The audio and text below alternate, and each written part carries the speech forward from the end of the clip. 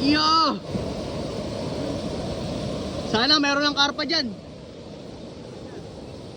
May karpa na yan.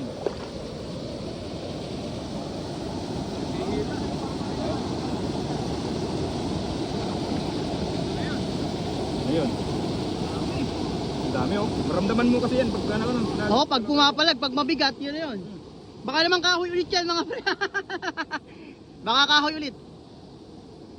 Dami. Dami.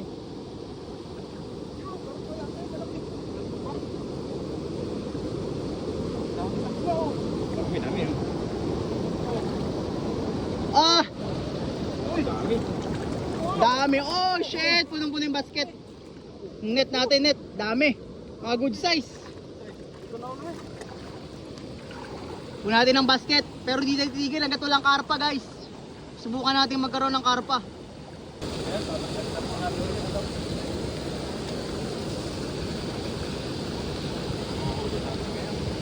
Guys, umuulan pa oh. Palahon. Wow, ganda. 1 kilo, 1 piraso mga idol. Tataba nila. Tataba ng mga isda rito. Lawak pa naman ang ilog dito ang damo. Yan idol oh, nakaulan oh. Kita nyo ba yan? Sa mano, nasa ilalim kami ng tulay. Guys, laki nito oh. Pakita mo. Guys, 2 kilo. Ah! 2 kilos. Patayo mga bat, patayo. Ah! Kasing laki ng palad. Grabe, ano yan oh. Makabanat. Mapupuno ng basket oh.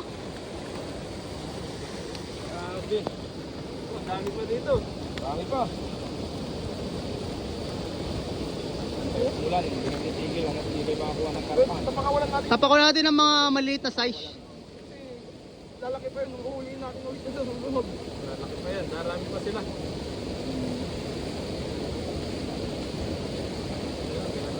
Pinalukod. Guys.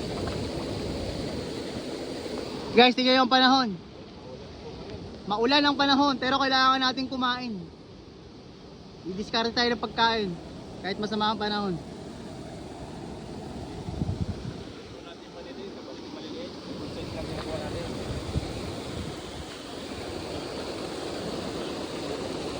Sa Pilipinas.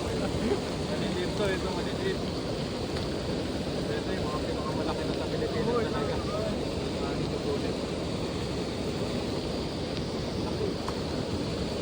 Ito po yung unang huli namin. Ito po yung mga nahuli namin sa atap ng agis. Ayan, okay na po ito. Ayan o, laki. Lapad o. Halos 2 kilo. 1 piraso, 2 kilo. Kala ko yung karpa kanina to eh. Sobrang laki. Uy! Laki. Laki.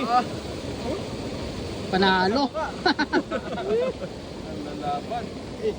Ayan, okay na po ito. At marami na naman po na tayong mga pang-ulam.